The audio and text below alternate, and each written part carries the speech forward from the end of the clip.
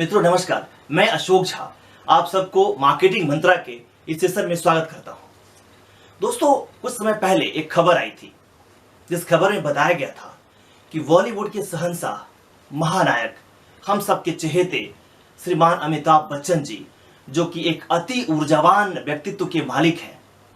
आप जब भी टेलीविजन का कोई चैनल खोलिए, रेडियो ऑन करिए, आपको कहीं न कहीं उनकी तस्वीर, उनकी आवाज़ सुनने को देखने को मिल जाएगी।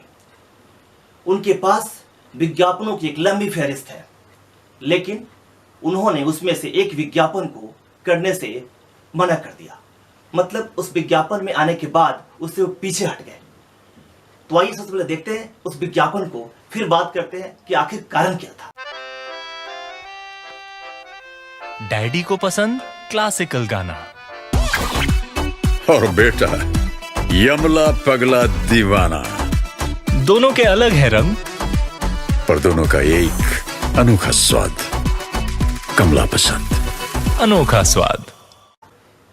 मित्रों, जिस विज्ञापन को आपने देखा, इस विज्ञापन को छोड़ते हुए, इससे अलग होते हुए बच्चन साहब ने यह कहा था कि उन्हें पता नहीं था कि ये सरोगेट एडवर्टाइजिंग है, सरोगेट विज्ञापन है, और जब उन्हें पता लगा है तो वो इससे अलग हो रहे हैं। हालांकि सच्चाई ये भी है कि जब से इस विज्ञापन में वो आए थे, तब से उनके प्रशंसकों ने काफी ट्रोल किया था, उन्हें ट्रोलिंग का सामना करना पड़ा था। हालांकि बीच में उन्होंने काफी सफाइयां भी दी, लेकिन बाद में उन्हें समझ में आया और उन्होंने अपने जन्मदिन के अवसर पर यह कहा कि मैं अब इस विज्ञापन से अलग हो रहा हूं। तो दोस्तों, इसमें सवाल उठता है कि आखिर ये सरोगेट विज्ञापन क्या है, क्यों इससे ये अलग हो गए।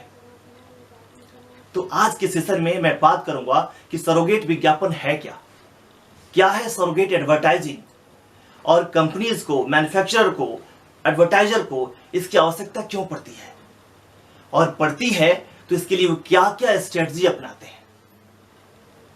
मित्रों, सरोगेट एडवर्टाइजिंग में सरोगेट का मतलब होता है सब्स्टिट्यूट, मतलब बदले में का मतलब हुआ साफ है यहां पे कि किसी एक प्रोडक्ट का अगर हमें प्रचार करना है तो एडवर्टाइजर, मार्केटियर उस प्रोडक्ट के बदले में दूसरे प्रोडक्ट को प्रचार करता है और उसके सहारे अपने उस प्रोडक्ट को जिसका प्रचार करना चाहता है उसको आपके सामने लाता है, उसका ब्रांड रिकॉल कराता है।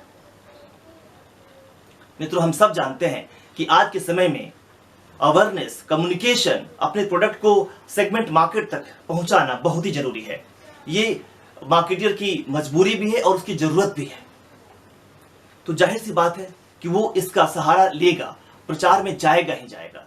प्रमोशनल टूल्स के बगैर सहारा लिए हुए अपने प्रोडक्ट को बेच नहीं पाएगा। तो सवाल उठता है, आप कह सकते हैं कि अगर ऐसा है तो लाखों प्रचार आ रहे हैं, तो फिर इस तरह की एडवर्टाइजिंग की क्या जरूरत है, जिसमें जिस प्रोडक्ट की एडवर्टाइज करना है उसके जगह पे आप किसी और प्रोडक्ट को लेके आते हैं, उसको पर्दे में रख के उसका एडवर्टाइज करते हैं। तो मित्रों, इसका कारण है लॉ। जी हां, कुछ ऐसे प्रोडक्ट हैं जिसको लॉ में बैन किया गया है कि उसको डायरेक्टली आप प्रचार नहीं कर सकते। लॉ के मुताबिक उसको अगर प्रचार करते हैं तो पनिशमेंट होगा। जैसे टोबैकोस के प्रोडक्ट हुए, सिगरेट्स हुए, लेकर हुए, अल्कोहल्स, तो इन सब का आप डायरेक्ट प्रचार नहीं कर सकते। अब क्या होगा, चूंकि ये बड़ा सेगमेंट है, इसका प्रोडक्शन भी बहुत होता है, इसके कंज्यूमर भी बहुत सारे हैं, और साथ ही साथ गवर्नमेंट को भी इससे टैक्सेस बहुत मिलता है। मतलब कि प्रोडक्शन तो हो रहा है लेकिन प्रचार नहीं करना है।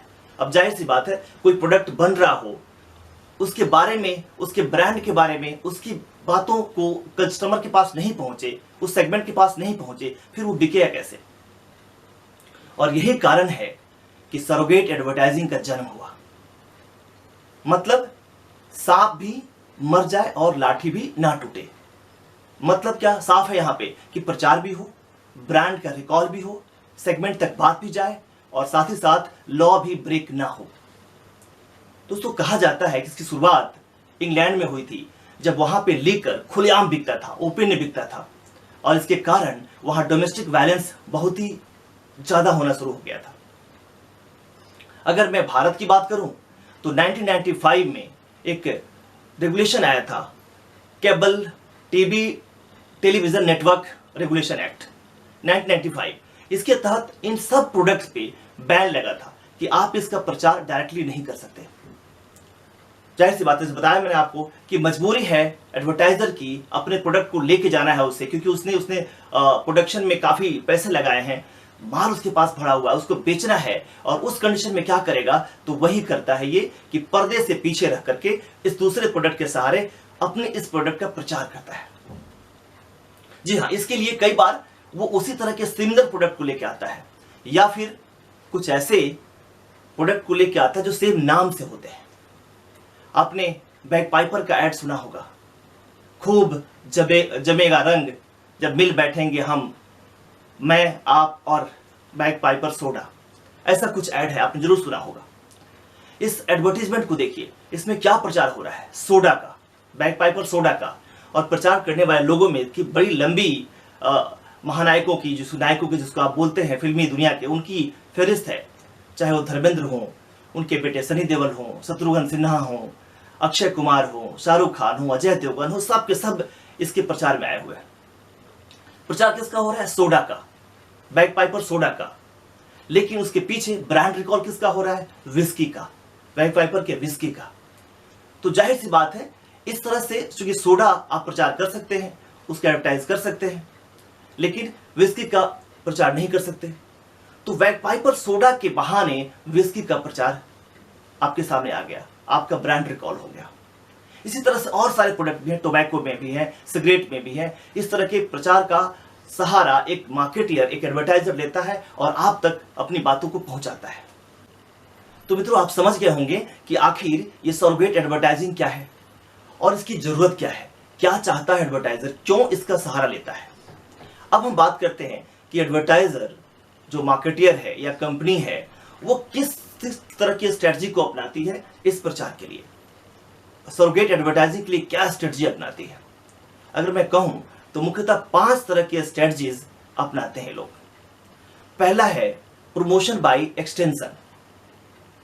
प्रमोशन बाय एक्सटेंशन में एडवर्टाइजर या मार्केटियर अपने ब्रांड का एक्सटेंशन करता है, मतलब सेम नाम के अलग अलग प्रोडक्ट लाता है, प्रोडक्ट कैटेगरी में अलग अलग प्रोडक्ट लेके आता है सेम नाम से।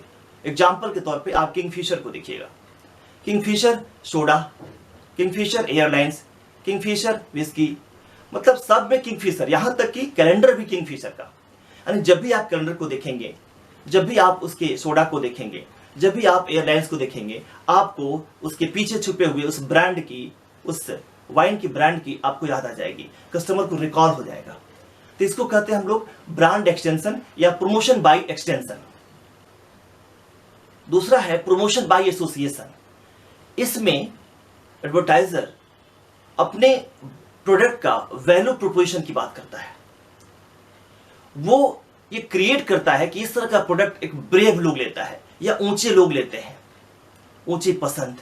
या बैग पाइपर में शत्रुघ्न सिन्हा का आप ऐड देखते होंगे। तो इस तरह से करके वो अपने सेगमेंट तक ये दिखाना चाहता है कि ये प्रोडक्ट का प्रयोग वैसे लोग करते हैं जो उनकी सोच ऊंची होती है, जो ब्रेव होते हैं। हम इसको कहते हैं प्रमोशन बाय एसोसिएशन, जिसमें सेलिब्रिटीज ज्यादा भूमिका निभाते हैं। तीसरा है प्रमोशन बाय टीवी कमर्शियल्स। जैसा आप सब जानते हैं कि टीवी कमर्शियल्स में हम इन बैन प्रोडक्ट को नहीं ला सकते। अब क्या करता है एडवर्टाइजर, उसके लिए दूसरा प्रॉक्सी एडवर्टाइजिंग को बोल सकते हैं, वो प्रयोग करता है। मतलब जैसे आप देखते हैं बिमल इलायची, अजय देवगन का ऐड, या शाहरुख खान का ऐड, या सलमान का दूसरा ऐड जो किसी पान मसाला की बात करता है, तो वहां पे पान मसाला सामने होता है और उसके पीछे उसके वो प्रोडक्ट होते हैं जिसको वो डायरेक्टली आपके सामने नहीं ला सकता है। इसमें ज्यादातर यहां भी सेलिब्रिटी ज्यादातर यूज किए जाते हैं। प्रमोशन बाय इवेंट या स्पॉन्सरशिप, आप हर बार देखते होंगे, कई बार ऐसा आपको देखने को मिलता होगा कि कई सारे इस तरह के ब्रांड जो है स्पॉन्सरशिप करते हैं खेलों का या किसी और प्रोग्राम का। आप देखेंगे कि अगर या तो लोगो दिखा पा रहे होंगे कहीं पे, या फिर जहां इवेंट हो रहा होगा उससे कुछ आगे, कुछ दूरी पे, एक पेरीमीटर के बाहर दीवालों पे लोगो या उनका ऐड चल रहा होता है। या कई बार जैसे रॉयल स्टैग ने किसी आईपीएल टीम को स्पॉन्सर कर दिया, उसको ओन कर लिया, या इस तरह की बातें होती जहां पे स्पॉन्सरशिप। आपने व्हील्स का देखा होगा, टी शर्ट पे लिखा हुआ व्हील्स, आप देखते ही समझते हैं कि सिगरेट का ऐड है, ये सिगरेट है ये। मतलब इस तरह से डायरेक्टली कुछ नहीं कहा जाता है, लेकिन इनडायरेक्टली आप तक ब्रांड के अवेयरनेस, ब्रांड का रिकॉल करना, ये उद्देश्य जो है एडवर्टाइजर का, मार्केटर का पूरा हो जाता है। दोस्तों, पांचवा स्ट्रेटजी जो एडवर्टाइजर अपनाता है वो है promotion through public service announcement, PSA। यहां पे आपने सुना होगा जनहित में जारी। आप देखते होंगे जनहित में जारी, सिगरेट पीना स्वास्थ्य के लिए हानिकारक है, smoking is injurious to health. आप बड़े बड़े होर्डिंग देख रहे होते हैं, या फिर आप सिगरेट के डब्बे पे आप देखते होंगे या टोबैको के डब्बे पे देखते होंगे, 2/3 हिस्से में एक बड़ा सा गंदा सा फोटो, कलर फोटो लगा होता है जो दिखा रहा होता है इससे कैंसर होता है। मतलब यहां एक बड़ी बात है कि आप समझ नहीं पा रहे कि वो जो एडवर्टाइजर दिखा रहा है वो पब्लिक हित में क्या कहना चाहता है। एक्चुअल में आपको क्या दिखता है कि पब्लिक हित में वो ये कहना चाहता है कि ये गलत है, आप इसका यूज ना करें, लेकिन इनडायरेक्टली वो आपको इस ब्रांड की रिकॉल करता है, आप उस ब्रांड को याद कर लेते हैं। और यही कारण है कि लोग उसके बावजूद भी सिगरेट पीते हैं, तंबाकू खाते हैं, भले ही वो बड़ा सा एक विजुअल उनके सामने होता है, उसके बावजूद भी ऐसा करते हैं। मतलब ये तरीका ऐसा तरीका है जहां ये दिखता है कि एडवर्टाइजर आपको वार्न कर रहा है, आपको इसके लिए मना कर रहा है, आपको चेतावनी दे रहा है, वैधानिक चेतावनी इसको लिखा होता है, लेकिन साथ ही साथ वो गुप्त रूप से आप तक, आपके दिमाग तक इस प्रोडक्ट को पहुंचाता है, इस प्रोडक्ट का रिकॉल कराता है। तो मित्रों, ये था आज का सेशन जिसमें हमने बात किया कि सरोगेट एडवर्टाइजिंग क्या है, मार्केटियर को इसकी क्या जरूरत है और किस तरह की स्ट्रेटजी मार्केटियर अपनाता है। उम्मीद है आपको ये कंसेप्ट समझ आया होगा। मिलते हैं अगले सेशन में किसी अलग कंसेप्ट के साथ में। तब तक आप सबको नमस्कार, आप स्वस्थ रहें। Thank you very much.